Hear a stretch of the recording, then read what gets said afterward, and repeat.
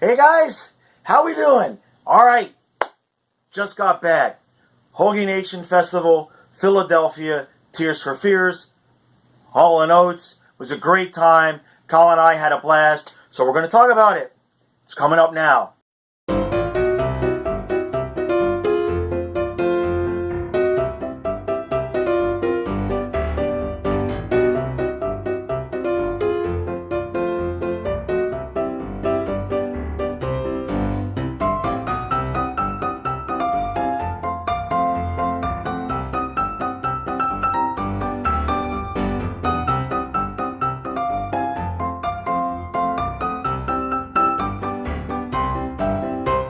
Alright guys, how's everybody doing? Memorial Day, happy Memorial Day. Everybody give thanks in your own special way. And I'm thanking the city of Philadelphia. I'm thanking Hall & Oates. So that's what you're watching. So for those of you guys who are my followers on Twitter, and you're used to me doing Panthers and Dolphins stuff, that's not what we're doing here today. So if you're not into Philly or Hall & Oates, hey, thanks for watching so far, and I'll see you later. You're not going to really enjoy the rest of this. This is mainly for the people that are on the Facebook groups, the Hall & Oates groups, and the people that I met at the concert, my son Kyle. Just kind of a scrapbook of what we did. Had a lot of fun. Was a blast. So let's get started. If you don't know what I'm talking about, first annual Hoagie Nation Festival in Philadelphia. Basically, Hall & Oates Festival, right?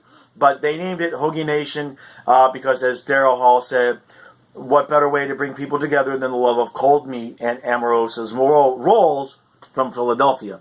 So, a couple of things. Getting in to Philly was a blast. I have vertigo, so I can't drive. So, I had to take the Greyhound. But we've done that before. It was great. It was really cool. The downtown Philadelphia Greyhound station, actually you're basically in the middle of Chinatown. So you're driving real slowly as you're coming up to the bus station through Chinatown. So that was cool. Son Kyle was with me. You guys know him from the videos. And he was just having a blast. This was his first time in a big city, first time seeing Hall & Oates for him. So yeah, we drove through Chinatown. That was awesome. And we were just walking. Obviously, we didn't get a rent-a-car or anything like that. So stayed at the Marriott at the very end, Market Street, pretty much the very end, 20th floor. It was awesome. I have a picture from the view of the room. That was outstanding. But 20th floor of the Marriott was awesome. And right next door to the Marriott, the Philadelphia Hard Rock Cafe. So that was stop number one. Even though we knew we were going to the festival and gonna have good hoagies there, right? We were real hungry, so boom, right downstairs to the Hard Rock Cafe. And what was really interesting there was that I'd never seen this before in a menu. I'm sure some of you have. They list the calories and the sodium content on the menu. So like we're getting cheeseburgers and it's like 4,000 calories and 3,500 milligrams of sodium, and it's just like, you want this cheeseburger, then you see it will kill you. Look at the end. But you still get it. So it was awesome. Had like a pound of ice cream sundae for dessert, man. It was like 1,841 calories just this one sundae. But we had a great time there. And so we started walking, and Kaka wanted to see some of the sights because basically we're just a mile away from the Liberty Bell and all of that. And ended up spending part of that day and actually a few hours on yesterday, Sunday, at I think it's called the Museum of the American Revolution, something like that. They just opened up in April. And it was really, really cool. You go upstairs and they've got all these rooms of some really, really cool artifacts. If you ever get to Philly, that's brand new. They just opened up in April. It's like $19 to get in, but you get 2 straight days of admission. And they've got some different theaters. And in one of the theaters, the last day we saw, they actually have George Washington's tent that he would sleep in during the war and that he used and everything. They physically have the tent there. And they have a lot of different artifacts from the Revolutionary War. And I'm not like a huge history buff, but it was really cool. It was a lot of people because it was a Memorial Day, but that was really a lot of fun. Kyle enjoyed it. So if you ever do Philly, that's definitely something new to check out if you've already seen the Liberty Bell and all of that stuff. So So then we walked the Hoagie Nation. That was awesome.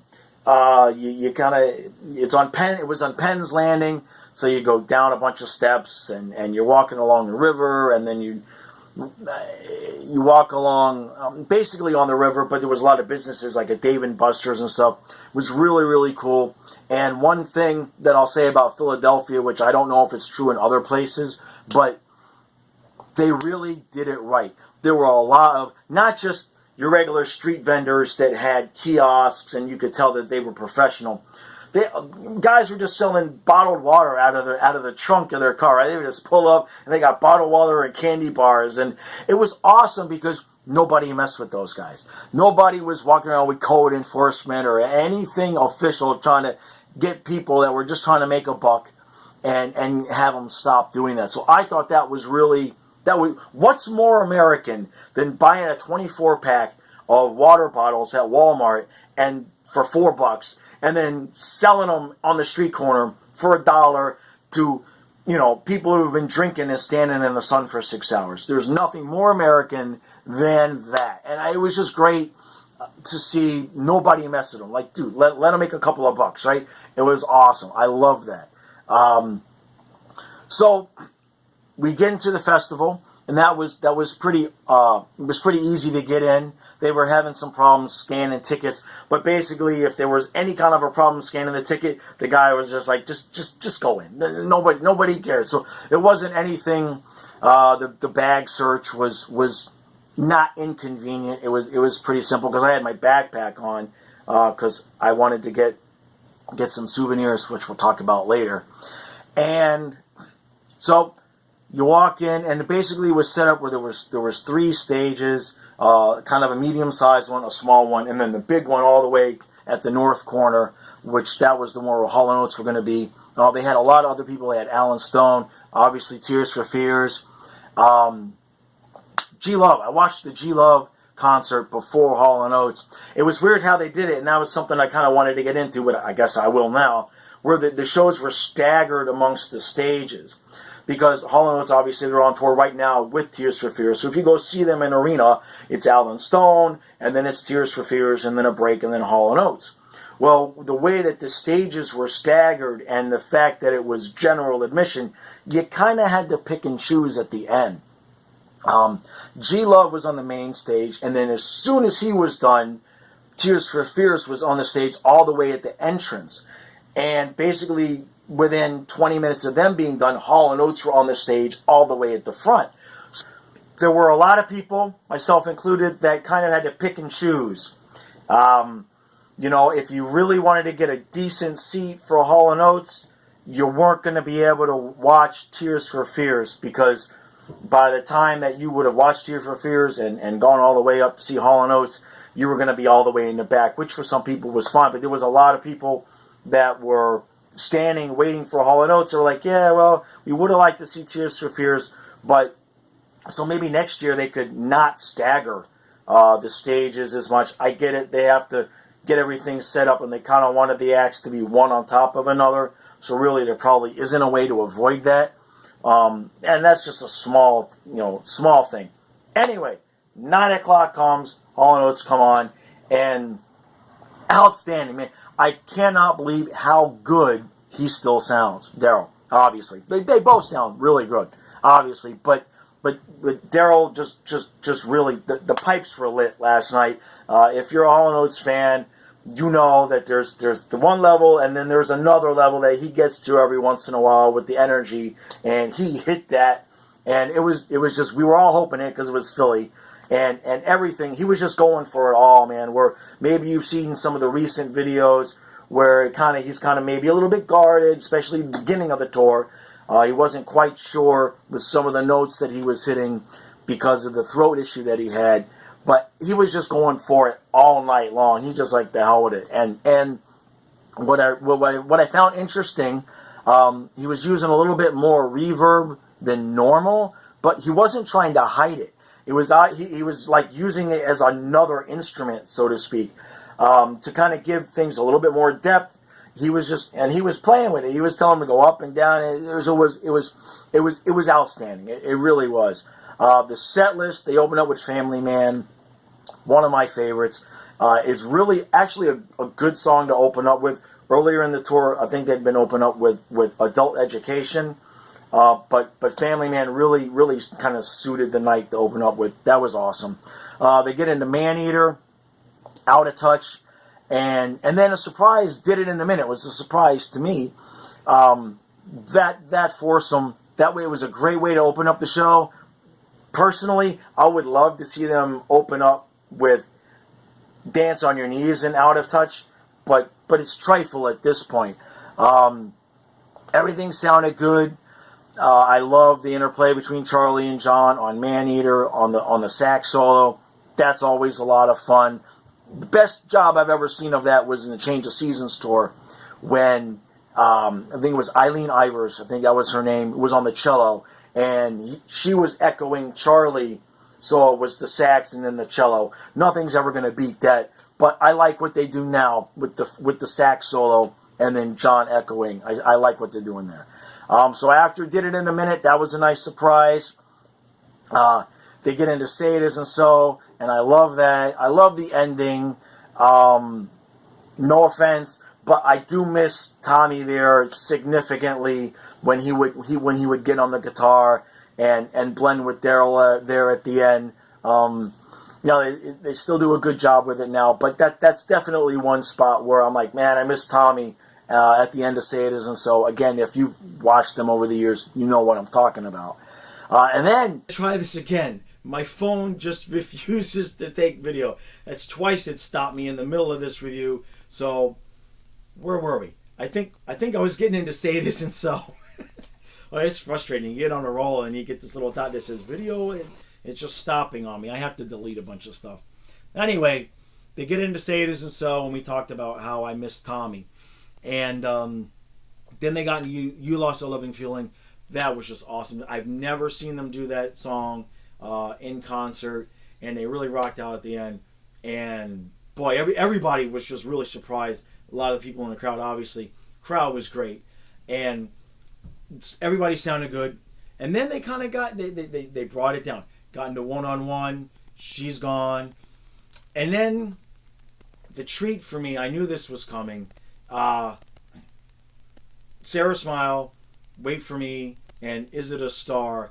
And I have some pictures that before the show, you see this huge case come out, and it says Hall & Oates and Bertha, and he's traveling with a grand piano, and I knew right on the stage where it was going to be, so I positioned myself. It's like I don't need to be in front of Daryl. I want to be in front of the piano because that's really what I came to see. That's really what I wanted to see, and so he is a significantly underrated piano player. He doesn't play a lot of piano. He plays the keyboards, which is different. But man, just the way that they started Sarah Smile, and it's just him on the piano and John on the guitar. It was just, everybody was just like, ah! It was just so much fun, and it really brought a lot of depth to the song. And of course he does what he does at the end, right? And he pulled a Mrs. Jones at the end of Sarah Smile, which you know what I'm talking about. But anyway, then Wait for Me, and that I really enjoyed that song. Had a little bit of an issue because there was a bunch of people that decided right then and there they were gonna like walk in front of us and mosey out, wherever they were going to the restroom. I don't know, but so like the whole like first minute of the song, because they're tripping over lawn chairs and crap, so that kind of blew that one a little bit for me personally, but everybody else, I'm sure they enjoyed it. Then they got into Is It a Star? And I liked it. Obviously it's not one of their hits.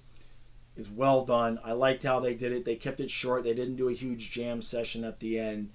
But at that point, they had done two lesser known songs in a row, and that's one thing that you've kind of heard in some of the reviews, and it's the only thing I actually physically will agree with, is that even though he's on the grand piano, it's kind of dueling results there, where he's doing Sarah Smile and everybody loves it, and then you kind of get into Wait for Me and everybody still loves it, but it's another slow song, and it's not as well known. And then to jump right into Is It a Star while he's still in the piano, it's well done, but now you've basically done 2 songs in a row that aren't really that well known, especially Is It a Star. And it does kind of subdue things a little bit, especially by the end of Is It a Star. There's your fans, and then there's the other, 70-80% of there just want to come and get drunk and see Hall & Oates. And so it kind of does, there's no way around it, it does suck the air out of the room or the venue just a little bit. Personally, I would kind of rearrange that just a little bit, but who am I, right? Then the last song of the first bit there is No Can Do, and I'm really torn there too. I love, I wasn't, to be honest. Look, I got to be honest. They kind of transitioned right from the end of Is It a Star into No Can Do, and there's no break. They just pop over to the beat of No Can Do, and you really, honestly, even though I knew what was being played, it wasn't quite right with the beat. It doesn't mesh into those two, because you've just basically done 4 slow songs in a row at One on One, She's Gone, Sarah, Wait for Me, and Is It a Star? Not really a slow song, but it just boom, it kicks right into No Can Do. I didn't like that transition. I'm not gonna lie. I mean, it's nitpicking, but there's something else. That whole little section there needs to be rearranged to flow better, for lack of a better word. No Can Do, great. He's added this new part where he's saying, instead of No Can Do, he's talking about say hell no. Now, I don't know if that was just for the Philadelphia show, because maybe he'd had a couple of beers, but John was laughing at him, so I kind of got the thought that maybe it was something just spur of the moment new. I don't know. I haven't seen any of the other videos, fan videos with No Can Do from the previous nights on the tour. So if somebody could heads up on that. But he kept, it was like a whole introduction part of the song instead of the No Can Do. He was just saying, say hell no. So that was entertaining, at least. The jam session at the end of No Can Do. There's all of us diehard fans that are saying, wow, what's the problem? And we've been seeing in the reviews a lot where they're saying, hey, look, this is too long. And my personal opinion, been a fan my whole life. I love them more than I love them. It's too long. That's it. That's what I'm gonna say. Everything else set aside, how grateful I am that they're 70 and they're still touring and all of that. The end of No Can Do is too long. It's just too long. They could have literally probably fit in Adult Education at the end of the set if they would have just cut off the end of No Can Do. And I love Charlie and I love hearing the sax solo, but it's just too long. And that's just my opinion. And I know that some of you are just so diehard that no matter what, no, they could play it for 20 minutes and you guys wouldn't say it was too long. I'm telling you, throw in another song. Just my opinion. Okay? It's the same repetitive beat, and Charlie and the guys are going off, and it's great and it's fun, but I'd rather hear Adult Education than it had to go on for like 3 or 4 minutes, like almost the full length of another song, the jam session. And again, I'm viewing it from the point of view of, I've seen this song live 100 times. I'm watching everybody around me, and it's some people are liking it, and some people, by the end of like the 3rd minute of the jam session, you're just, okay, all right, yeah, Charlie, you're honest. That's what I was viewing around. And so nitpicking, yes, but as far as what the reviewers are saying about that particular jam session, gonna agree with it.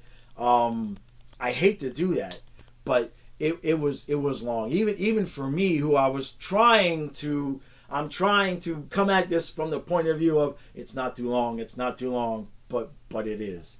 So we'll leave it at that. They come back for the encore, and I was a little bit nervous because I knew that most of the time they only do 2 or 3 songs, although now they're starting to do more songs. I knew the songs that they had left, and I was like, man, I hope they don't leave out You Make My Dreams, but they didn't. They got right into Rich Girl. I missed the longer intro that he used to do, but I get it. You know, he wanted to change things up, so that's fine. So you got Rich Girl, Kiss on My Lips, Private Eyes, and then You Make My Dreams. And pretty much the standard issue, although I like the ending of what they've done now with You Make My Dreams, where they kind of change it up at the end. So that jam session, yeah, if any of the reviewers are talking about it's a jam session, it doesn't quite sound like the original, that I will disagree with. I think that significantly improves that song at the end, especially there at the end. And then they did. I thought it was over because that's been the end of the show for the most part. And instead of thanking everybody and waving, Daryl starts walking up to the mic and the tech is bringing the guitar. And I'm like, he's going to do another song. And sure enough, Delphonics, Didn't I Blow Your Mind? And he did that in the style that I call it like the old way he would do Sarah Smile, which he would blow through like the first 2 minutes and then just, or Sarah Smile or Me and Mrs. Jones, where he kind of just rushes through the first 2 minutes so that he can just go off at the end. And anybody who's been watching Daryl, you know what I'm talking about. If you don't know, just pick any great soul singer that you know that for the last 3 or 4 minutes of a song, they are just going to lose their minds and go off at the end, and who knows what they're going to sing, and they're going to sing all the notes, and they're just going to go crazy, crazy, crazy. And I had not seen him do that in a number of years. Obviously, you know, he's 70 years old. The last time I saw him do it, he was doing Me and Mrs. Jones, and he damn near shook his own head off. Okay, it's when he had the long curly hair, and he just like lost his mind. And he did that at the end of this song. The energy exchange between him and the audience was just outstanding, especially on that song. And so you couldn't ask for more. And they ended the show, and they were hey, we'll see you right here again next year. And so I'm looking forward to that, to the second Hoagie Nation Festival. And so that's it. You know, overall, the experience of the festival was well done, man. It was just professional. There was no problems. That I you know, the lines weren't that long. There were several locations where you could get the subs, the hoagies, the food. I'm probably gonna post a picture after this. It's gonna take me forever to do it, but I have a picture of the menu board, and the subs were named after Hall & Oates songs. Sarah Smile, I Can't Go For That, Say It Isn't So. Kyle and I both had the man-eater sub. Roast beef with the horseradish sauce. Man, we were sweating bullets, and we had to drink 2 $8 lemonades. That would be the only complaint. The subs were $10, great. The lemonades, $8 for a lemonade. You know, it was okay. It wasn't even that good. It wasn't sweet enough. I like everything with sugar, right? So, but I'm really looking forward to the next one. You really can have no complaints. The whole night there was no fighting. Nobody got too out of sorts, being drunk or anything like that. It was just really it was just a great experience. Some of the things, the nitpicking with the concert, I'm nitpicking because, you know, I've been a fan for so long, so I kind of have a different perspective. But I've been watching on Facebook where everybody's reading the reviews and everything, so I kind of thought, you know, I want to do something from a fan's POV and kind of go against or for with the reviewers that we've been seeing, because some of the reviews, especially at the beginning, they were really difficult. They were really hard on the jam sessions and some of the ad-libbing that he does, which he's always done that. And they've pretty much always done some of the jam sessions. And for a while, the No Can Do song has been getting longer. And I think this one is even longer again. It is too long. I hate to say that. Because you could just kind of cut it off and then do adult education. I don't know. But again, that's nitpicking. The dude sounds great for 70 years old. I hope I sound that great at 50, right? Not that I can sing like that, but it's just an incredible night. And it's incredible to see those guys still out there doing that. Now, last thing for the Facebook people. I'm trying to set something up. There's nothing official yet I haven't even really broached it. I'm trying to get, if anybody knows Chris Epting, okay, everybody wants one of these, right? Okay, this is the Hall & Oates map, okay, that he put together and he designed it, and they had them by the box, by the case, for people to take for free at the concert. Now, I've got a bunch. I'm not going to lie. I probably took 50. I might have taken 100. I don't know. But when we were leaving, there was boxes of them still out there. And I had a 2-mile walk back to the hotel, and security was like right there. So I was like, should I just take a couple of these boxes? But I didn't. But now I'm seeing everybody on Facebook, where can I get a map? Where can I get a map? Here's the deal. I'm going to try to work this out with them. They don't know me, but maybe they'll let me do it anyway. I have been on eBay. I've been a document seller for about 18 years. So what I wanted, so I'm set up. I ship documents every day. I ship maps. I ship paper. I'm set up to do it. So what I would like to be able to do is, I'm going to take some of the maps that I took, but if they want to give me the maps, I will sell them on eBay, but just for the cost. I don't want money for it. I don't want to make money. I just want to cover the postage and the fees, and that way everybody that wants a map can get a map. I'm already packing the shipping every day, as long as it doesn't get out of hand where it's like I'm shipping 1,000 maps. But if somebody is interested in helping me set up that, and they want to send me the maps, and I'll get them out to people, we could do it that way.